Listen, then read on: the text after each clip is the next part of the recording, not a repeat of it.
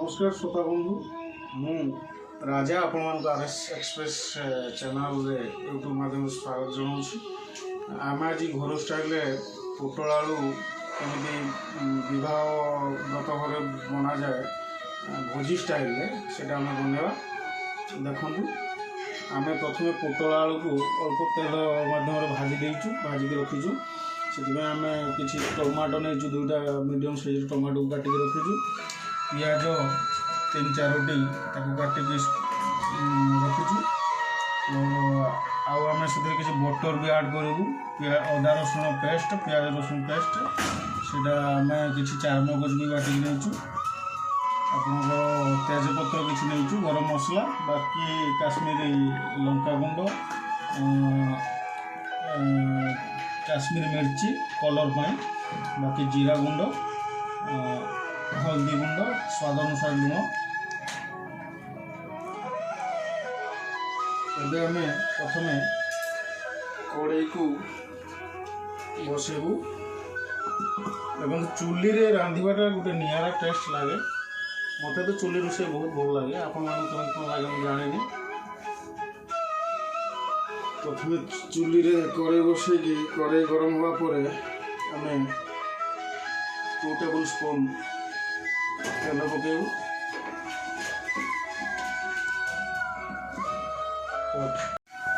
पाखापाखि से मसला पकेला आम 10 मिनट पर्यटन फ्राए कर चलवा। खुशुणी को चले रखा कारण मसला नागी गले पुड़ी जाए पिता लगी था तरकारी स्वाद कमी जाए।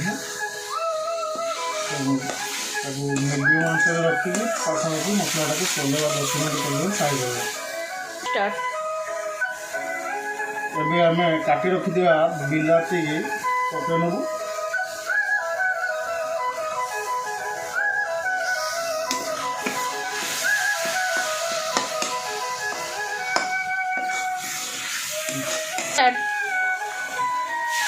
किसी पानी देवा बिलातीटा सीझी नब।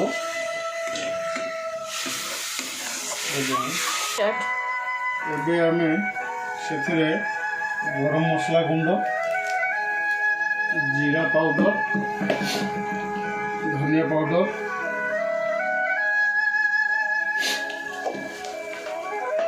पके नबू।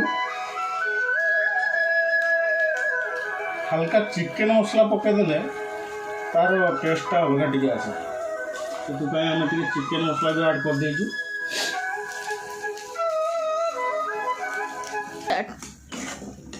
एबे हमर मसला हो गला प्राय 10 मिनट पाखापाखि हो गला। आम बटिक रखिदा बर्तमान चारमगज पेस्टा को से ऐड कर नबू और 10 मिनट पर्यटन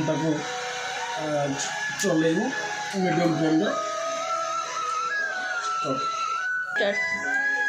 से मसला आसापी आम टे पानी ऐड करदे भल से खुशुणी चलेगा मीडियम आंच द्वारा। एबे आम से मसला जेहेतु चारमगज देजु से किसी बटर आम से ऐड कर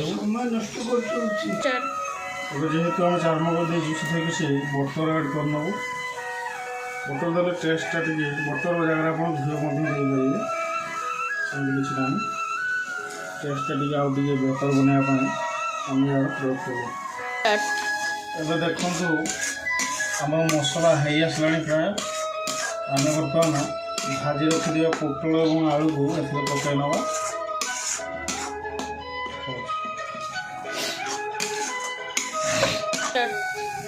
देखो आम भाजी रखा पोटल और आलू को से पकई नलु और 2 मिनट या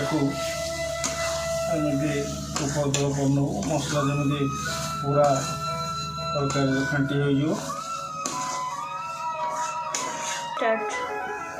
एबे आम जी आप रसा को कले भल लगे भात सह खाईपर रुटी सह खाईपर जी पानी आवश्यक आपड़े किसी असुविधा ना। आम जेहेतु रसा कर अल्प पानी आम देचु पानी दे आपण किसी समय को फुटिया छाड़ी रखु। स्टार्ट देखो आमर बर्तमान तरकारी संपूर्ण शेष हो गलानी एबे आपण सर्व करें देखु केमी कमेंट रे निश्चित जनइबे एवं RS एक्सप्रेस चैनल को आपण लाइक्स शेयर सब्सक्राइब निश्चित करूँ मुझे आगक आहरी एमती नुआ नुआ रेसिपी एवं मोर जेहेतु मु लोकल सिंगर मुझे भजन प्रोग्राम भी जाए से भजन भी मु अपलोड करे आपन को देखी थे तो आपण निश्चित भाव लाइक शेयर कमेंट करेंगे सब्सक्राइब भी करेंगे। रोची धन्यवाद। जय जगन्नाथ।